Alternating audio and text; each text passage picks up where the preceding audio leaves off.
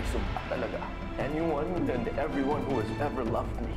Si Aya at ang daddy ko, sila namatay dahil lang sa akin. Pareho tayo. Ang tingin din ng mga tao sa akin, malas. Dahil sa itsura ko, naging okay din ang lahat, Michael. May guardian angel ka na. Kung saan-saan ko nagpunta, from Binondo to Beijing, kay Almira lang palang dragon statue na yan! Kaya bigla siyang yumaman. Ipakukulong ko si Almira at babawiin ko ang dragon statue na yan. Bakit ganun ang mga tao? Katulad nung Vera Lim, bakit niya kiniklaim na sinaktan ko siya? Ano kayang issue nun sa akin, Ninang? Napagkasundo namin ng nanay mo na isa pang muli ko ang pagpapakilala sa'yo. Dahil kinakabahan naman po ako. Huwag kang mag-alala, may tutulong sa'yo, si Caldwin. Nice to meet you. Mas deserving naman kami ni Astrid na makover sa magazine na yan. Kilala mo ang editor-in-chief ng magazine yan. Call him. Nandiyan na daw si na Miss Jenica Soto. Okay lang ba yung itsura ko? Ito, pwede mo nang tanggalin yan. Eh, yung mga tanong niya, ano yung mga itatanong niya sa Oo, ako sa'yo, alam mo, just be yourself. I'm sure magugustuhan ka ni Ma'am Jenica. Anong oras na ang pictorial namin ng anak ko? Ma'am, after an hour pa po, ongoing pa po kasi ang interview sa isang mother and daughter tandem. Kailangan pumunta sa pictorial. Nakasalang pa po si Miss Almira. Exactly my point. Chokay. Plano kong lagyan ng ibang angulo ang story ni Ina sa gagawin naming episode. Sa umpisa, thank you. Sa umpisa, palalabasin nating pinaglihim mo siya sa dragon. Is that okay with you? In a way naman, parang dragon si Ina. Matapang siya, palaban, at hindi siya sumusuko. Parang Chinese dragon. Siya yung nagbibigay ng swerte sa buhay ko. Sa buhay namin. May official statement na ba kayo ng doktor tungkol sa tunay niyang kondisyon? Yes, meron na. Si Ina kasi meron siyang NBIE, isang rare skin disease. Kaya para siyang dragon kasi parang nagbabalat-balat yung skin niya. Have you considered plastic surgery? Oo, nung bata pa siya, nag-consult kami. Pero may mga doctors kasi na tinanggihan siyang operahan. There's no amount of surgery that can cure your daughter.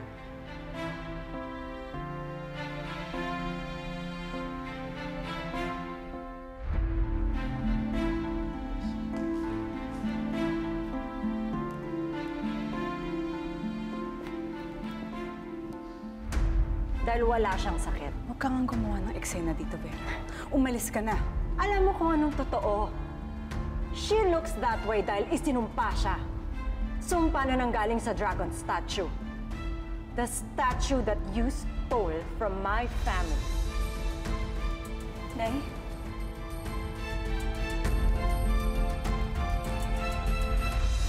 Vera, umalis ka na. Tumigil ka nga dyan. Nay?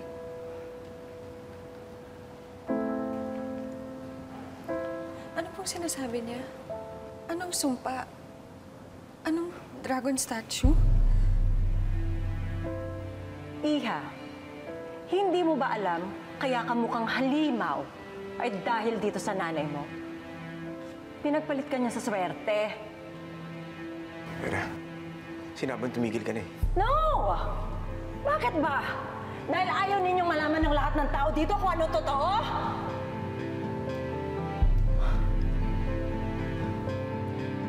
Brian, pwede ba paalisin mo na yung babae? Hindi ako Nababaliw aalis. ka na! Umalis ka na! Hindi ako aalis dito. I am not finished with you! Sino yung babae? Sino papasok yan dito? Skandalo dito sa set natin. You have to put this in your story. My family owned a dragon statue that brings infinite amount of luck. Pero may kapalit tong sumpa. Sumpa na kung sino man ang may hawak nito, magkakaroon ng panganay na anak na mukhang dragon. And this woman stole it from my family. Umalis ka na, Vera. Brian. Sinabing umalis ka na. Iwan mo nga ako! Huwag ko hinahawakan! Tawagin mo yung ganito. Kalagyan mo yung babae sa labas. I'm sorry, Miss Vera. It's very hard to believe your claims. Mas kapani-paniwala ang eksplenasyon ni Almira. Ina has a rare skin condition, hindi sumpa. Umalis ka na, Vera. Di mo mapumawakan. Umalis ka na. Hindi pa tayo tapos, ha? Alam mo kung anong totoo! Hindi pa tayo tapos! Mga walang iya kayo! Umalis ka na. Mga sinungaling kayo! Mga magnanakaw kayo! Mga sinungaling! Hindi pa tayo tapos! Vera! Binabalaan ko kayo. Sa susunod na manggulo pa kayo, ididimanda ko kayo. Kung kaya niyong lokohin ng ibang tao, ako hindi. Alam mo kung anong ginawa ni Almira. Alam mo kung anong ninakaw niya sa pamilya ko. Malis na kayo. This is not the last time you will see me. Because I will get what is mine. I swear on my father's grave. Tara na.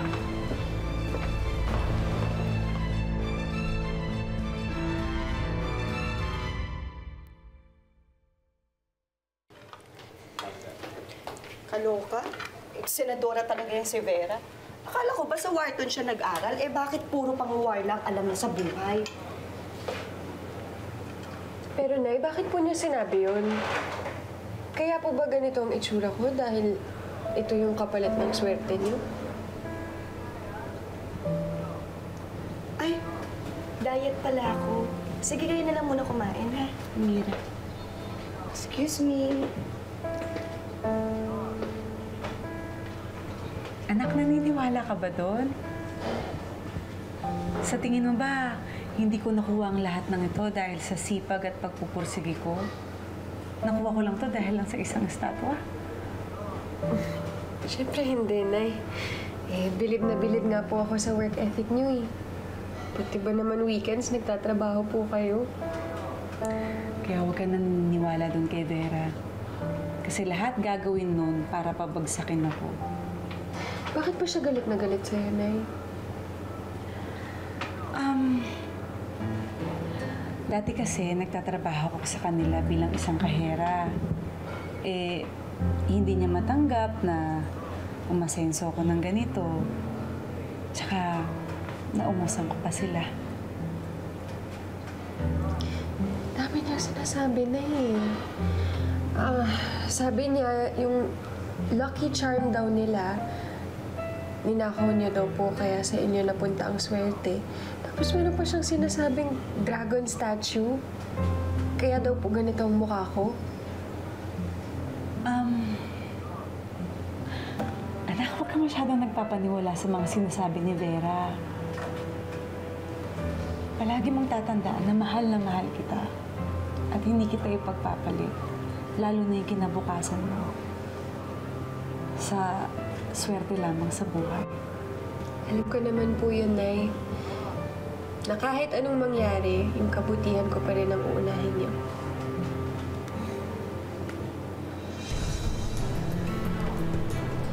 Kaya na po kayo.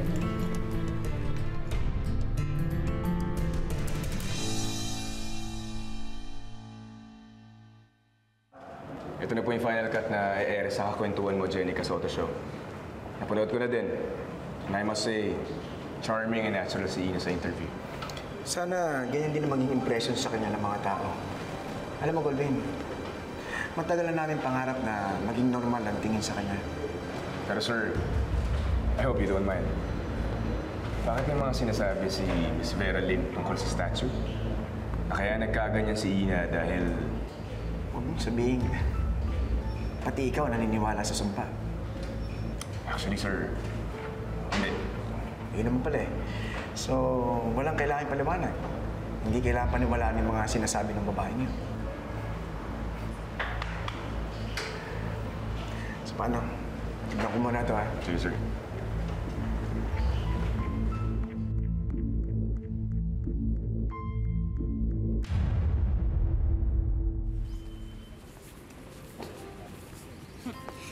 Ay, salamat po sinama niyo akong mamili.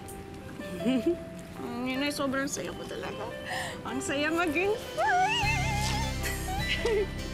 Basta magiging kampante lang ako pag ang kasama mo, ako o kaya naman ng tatay mo. Oh! Nag-shopping pala kayong mag-ina. Ano bang akala mo? Kung bibilihan mo na magandang damit tong anak mo, matatakpan niya ang mga kaliskis nito? At ikaw, anong ginagawa mo dito? Nag-shopping ka ba ng mga accessories para pagtakpan niyang ugali mo? At least kami panlabas ng yung problema. Ikaw, nabubulok yung ugali mo. Mas maswerte ka pa rin. Dahil magnanakaw ka. Ninakaw mo ang dragon statue ko. Yan pa rin ba yung issue mo? Alam mo, nag-aral ka pa man din. Pero naniniwala ka sa mga kalokohan. Hindi kalokohan yun. Dahil ito, Dito ka lang! Sumagot sa bakit! Nasa ang dragon statue ko! Ilabas mo! Bitawan mo siya! Bitawan mo siya! Wala pa akong alam sa sinasabi niyo! Anong wala? Kamukha mo! Nasaan? Ilabas mo! Pagkakasahan mo ang lahat na kasalanan ng nanay mo! Nagyan ka! Isa! Bitawan mo ako! Bitawan mo ako! Isa kang sumpa! Pagbabayaran niyo lahat ng kasalanan niyo! Bitawan mo ako! Pagkakawa mo kasama ko, ha? Uy, kamakaya na dito, ha? James! Brian! James! Ay! Brian! Brian! Brian! Brian, tama na! Ay! Brian! Brian! James! Brian, tama ka! James! Ay! James! James! Brian, tama na! Tama na po yan, ma'am. Tama na, ma'am. Tama na po. Brian, tama na! Ay! Tama mo ako! Pahiya ka! Babalikan kita! Kami natatakot sa inyo! Idimanda ko kayo! Oy! Sige! Hindi kami natatakot sa'yo! Dahil kung meron man dapat magsampa dito ng kaso, ako yon! Sa laki ng atraso ninyo sa akin! Ikaw, sa susunod na pagbuhatan mo ng kamay yung anak ko, magkakamatayan tayo! Oo! Tama! Diyan ka magaling! Dahil magnanakaw ka na! Mamamatay tao ka ba? Hindi pa tayo tapos, Brian! Sige! Ito ang tatandaan nyo! Kahit saan tayo makarating, wala akong pakialam! Babawiin ko ang lahat ng nilakaw ninyo sa akin! Nasaktan ka ba lang?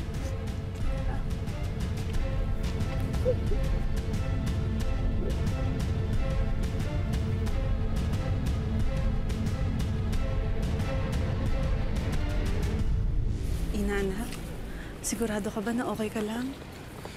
Okay lang ako, Nay. Huwag po kayong mag-alala sa akin. Ang inaalala ko, yung mga panatang ni Vera.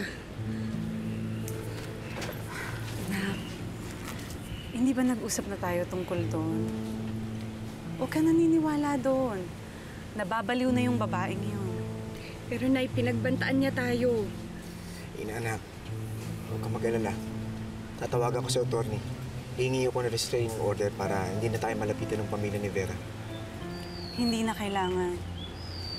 Pero sa susunod na saktan ka niya ulit, ipakukulong ko talaga yung babaeng yun.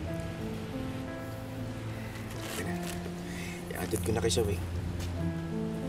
Halika na.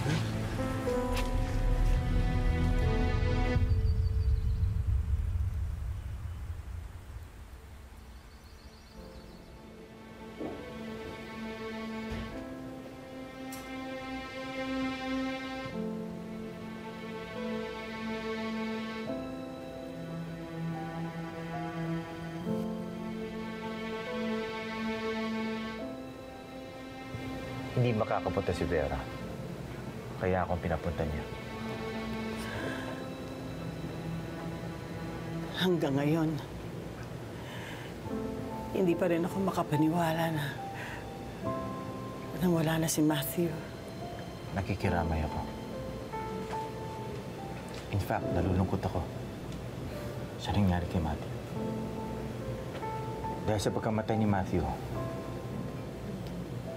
mahihirapan na makabangon sa negosyo ang pamilya ninyo. Paano ng utang ninyo sa mga tsuwa?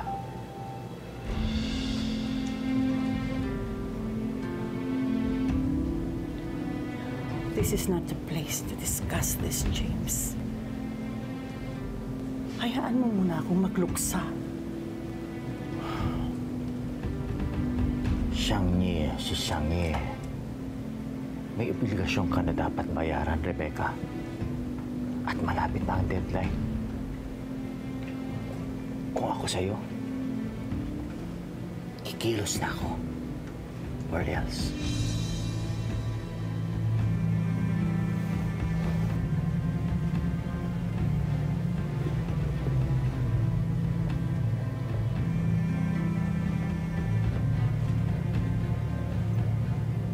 Again, my condolences.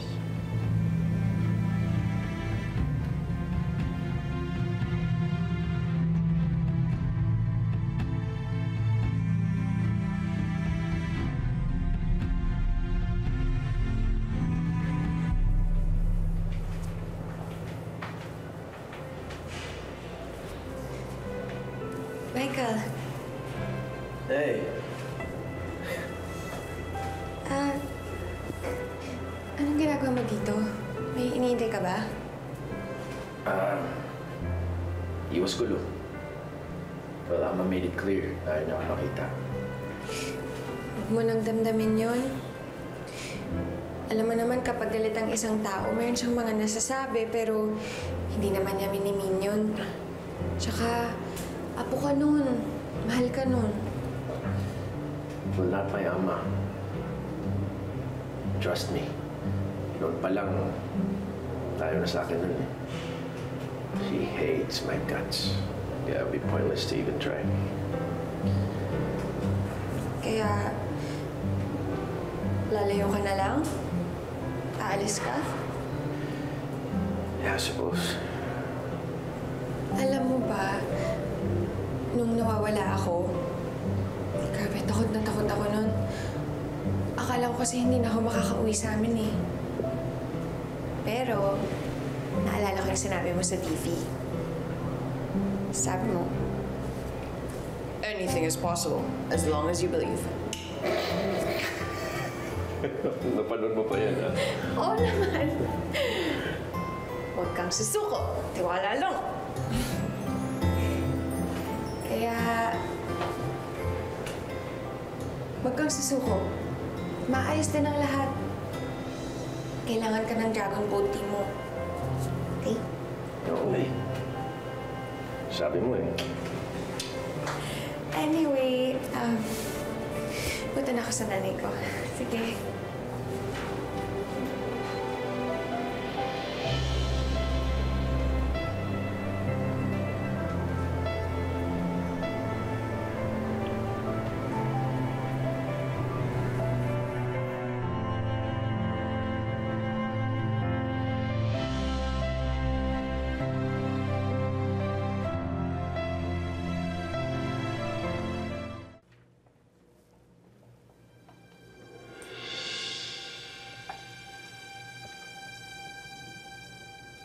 Nabalitaan ko nangyari sa anak mo.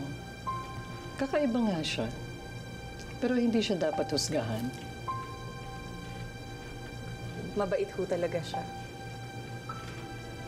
Manang-mana sa kanyang ama. Si Brian? Mahal na mahal kita, Charles. Masayang-masaya ako kasi magiging buo na ang pamilya ko. Ako, Mama? Oo. Charles, magiging ama ka na. Totoo nga ang kasabihan. Good things happen to bad people. Naging mabuti akong tao. Pero nawala sa akin ang kaisa-isa kong anak. I hope you still remember what you did to my son, Alvira.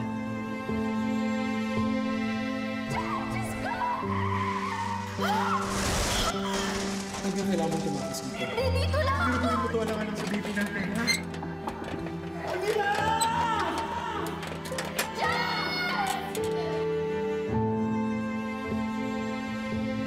Ma, sa maniwala ko kayo sa hindi. Ni sa panaginip, hindi ko hiniling na masaktan si Charles. Minahal ko siya ng buong buo. And yet, ang bilis mo siyang napalitan.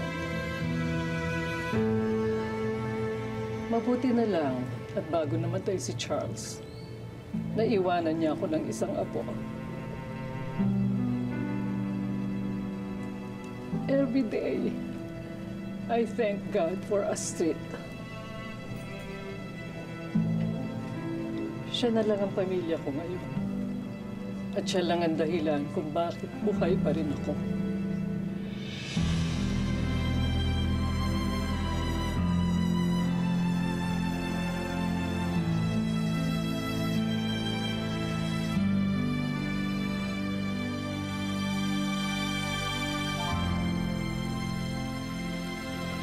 I'm sorry, ladies. Rain check muna.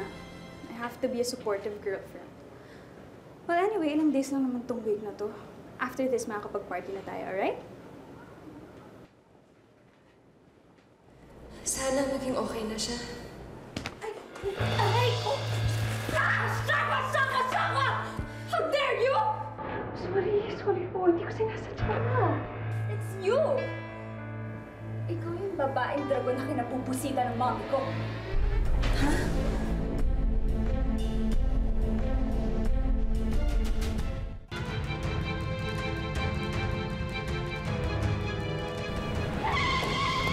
Oh my goodness! Are you blind, ha? Hindi mo ba nakita yung daan? Mga sofa! Pamalihan mo yung nag-nature dito! Pamalihan yan dito! Ikaw yung babaeng nakasalubong ko dati. Yung nagsuka. Sorry. And you're that freak. Oh my goodness! Mas pangit ka pa nang hindi ako nakainom. Grabe ka naman. Pero, sorry na, hindi ko talaga sinasadya. Pasensya ka na. Hindi sinasadya? Are you stupid? Ang sakit nun, ha? Alam mo ikaw, pareho ko talaga sa nanay mo. Tanga na, malandi pa. Grabe ka naman. Huwag mo namang idami ang nanay ko dito. And why not? Di ba dinamay niyo rin naman yung mommy ko sa gulo niyo? Huh? Bakit? Sino ka ba? Sinong nanay mo? I'm Astrid Lim Chua, daughter of Vera Lim. Ikaw ang anak ni Miss Vera? Paulit-ulit? Ha? Bingi ka ba? Or baka part talaga ng pagiging freak mo? Kino-confirm ko lang. Malaki ang kasalanan niyo sa family ko. Lalo na sa mommy ko. Huwag mo naman paratangan ng kung ano-ano ang nanay ko. Kapal ng mukha mo? Excuse me! I don't take orders from freaks like you. Sobra ka? Oo, maganda ka. Pero huwag mo kakalimutan, ha? Yung panglabas na kagandahan, nag-e-expire din yan. Well, yung kapangitan mo na yan, hindi nag-e-expire. You wanna know why it turned out to be like that? Karma yan ng nanay mo. Because she's a murderer. Hindi totoo yan. Walang pinapatay ang nanay ko. She killed my father. She killed my daddy, Charles. I grew up without a father because of your stupid mom. Hindi totoo yan. Go ahead. Tanungin mo yung nagmamang-maangan mong nanay. I may be a bully, but I'm not a liar.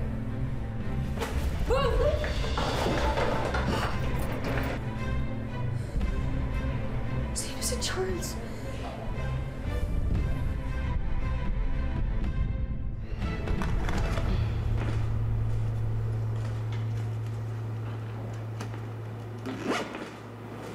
Shit. Ano ba? Baka may makakita sa atin. Umuwi ka na, ha? Pagod ka lang. What if I tell you that I can make a way para mabawi natin yung dragon statue? Okay, go on. I'm listening. Anong gagawin mo para mabawi yung kay Almira?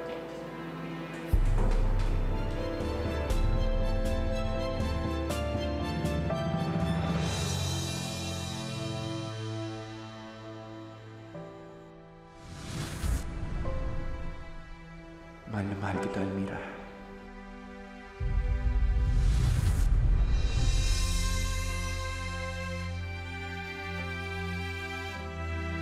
Mahal na mahal din kita, Charles.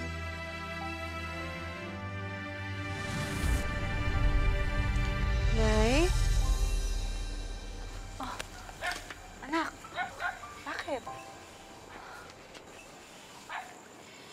Nay, may kilala ka bang Charles? Charles Chua.